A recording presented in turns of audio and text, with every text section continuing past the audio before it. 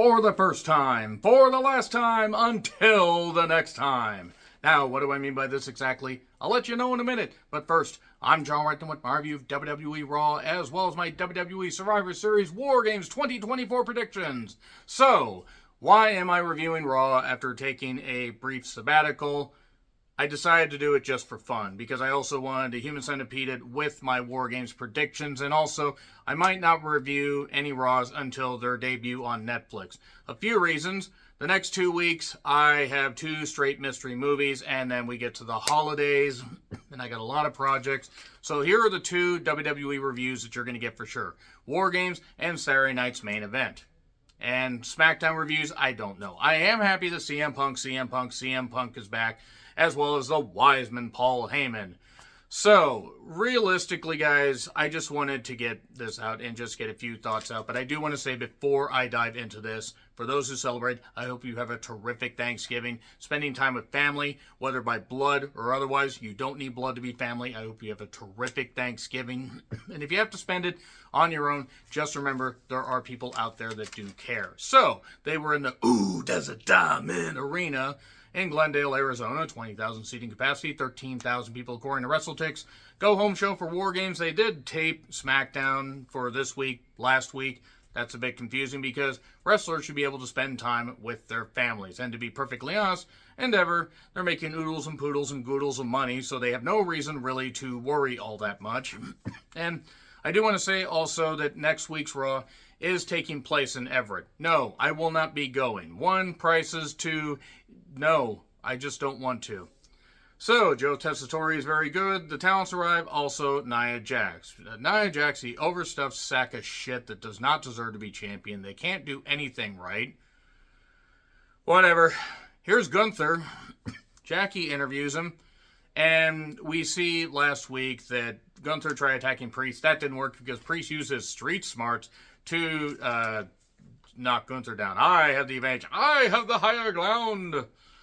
And, yeah, Gunther has some doubts because he lost to Cody. Now maybe Priest isn't going to be as easy to handle as he was the first time. Priest comes out to hear from Gunther. Confidence issues with Gunther, possibly. You've never had a problem like me. Ha. And then Gunther finally gets pissed and hits him in the head with the mic. We get a bit of a beatdown. But then we get a fracas outside, and we get the razor's edge through the announcer's table, pretty much cementing that Priest has no chance of winning. Not that he had a chance of winning before, but nevertheless. So Jade's attack last week, or Jade being attacked and laid out in the car hood, apparently she does have some kind of neck injury. I hope it can be addressed properly. She can recover 100%, and it's not something that's going to keep her out of WrestleMania. That would be a shame. Her health is top priority, but she's got a short window. I would hope that they would find a way to maybe, I don't know, write her off, get something taken care of. She can show back up at the Rumble. That's in about 2 months. Who knows? That being said, I just hope she recovers 100%. Bianca is talking to Naomi, at least I think. Naomi's jacket was so loud. Io's like, how about Kyrie becomes the 5th person? So, who is the 5th woman? Possibly Bayley. Bianca doesn't want to hear any of it. And then Rhea basically comes in that weird mask, the Plague Doctor mask, and says, I don't care, just leave me live. Different version of the iconic pop song. Ray and Dragon Lee took on the Creeds in a tornado tag. Same as it ever was. Julius could be a breakout star.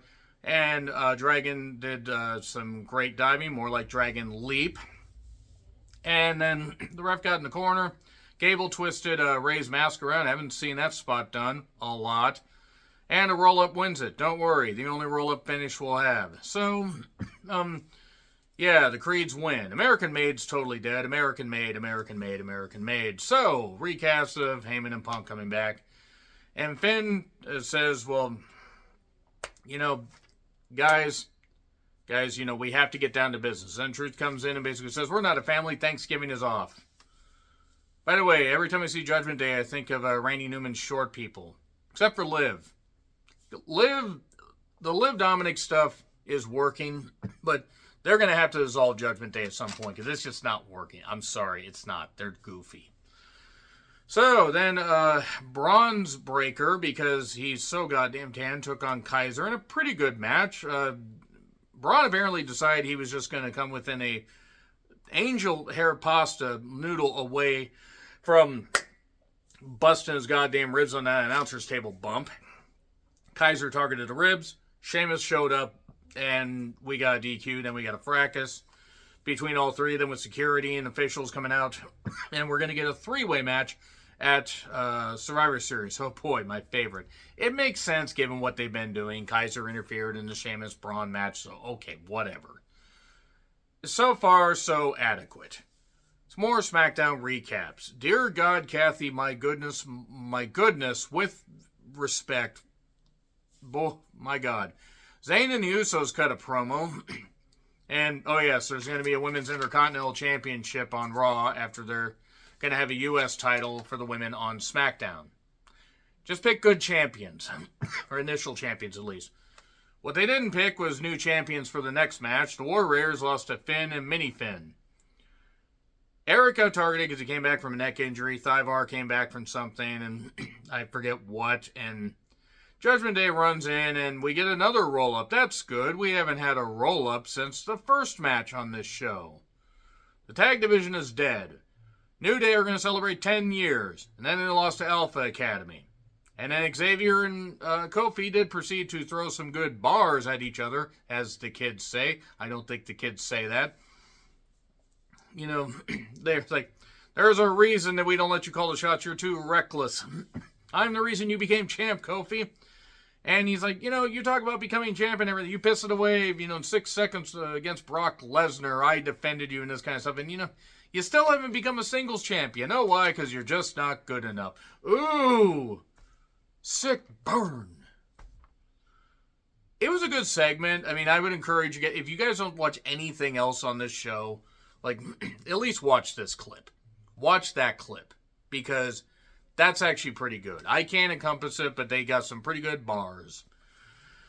So, then we have the final testament and Miz going off to find the Wyatts, because that's what this whole program is crying out for, is this feud. Scarlett gets left behind, and then Nikki channels Don Callis with Scarlett. At least I hope not, but that was the implication. And, yeah, so, alright. Then Scarlett was upset hitting Cross because of the... Why is any of this going on? This Wyatt stuff is stupid, and this Final Testament stuff is stupid. I did note about the Intercontinental title in the U.S. title. More titles will not solve their problems. Then Bianca took on Nia. I am not watching Bianca attempting to carry an overstuffed sack of shit that is unworthy of being called a professional wrestler. An exposed buckle spot didn't come into play because we got an I am the table moment, Ukukuchu. And then Bayley tripped Nia, and then Bianca got the victory. So there's your Raw review. That's it right there. Yeah, I'm coming back for the Netflix one. I got 2 mystery movies that are going to enter the holiday run. And so let's just get to the Survivor Series predictions. Why the fuck not? Gunther and Priest for the secondary world title. If Gunther doesn't win, I will be amazed. I think it's going to be a good match. It could be better than the SummerSlam match. And there we are. Kaiser and Steiner and Sheamus, oh my, for the Intercontinental title. If Steiner doesn't win, I will be amazed. If he had held the championship, without losing it to Jey Uso, mid-card Jey Uso, then it would have made sense, to maybe have him lose it here. But no, don't hot potato this thing. Have him beat Kaiser. And then LA Knight taking on Nakamura for the U.S. title. Who remembered that Nakamura was actually still employed with this company? I totally forgot. LA Knight's going to get the victory. Because why have Nakamura win anything and watch him beat LA Knight? It won't mean anything because Nakamura doesn't mean shit.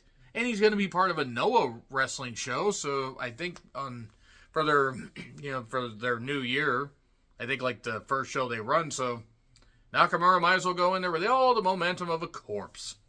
Plus, don't take the title off of LA Knight, even if he's getting good reactions, but as far as performance, he's kind of ice cold. Women's War Games. I believe it was pretty much confirmed that Bayley was going to be the 5th woman, so let's just go with that. We have Rhea, we have Bianca, we have Io, we have Naomi, we have Bayley, and they take on Liv, Raquel, Tiffany, Candice, and Nia. Do not make Candice on the winning team side. Same with Nia. Or Raquel. Really, besides Liv and Tiffany, I could give 2 flying fucks about this goddamn team.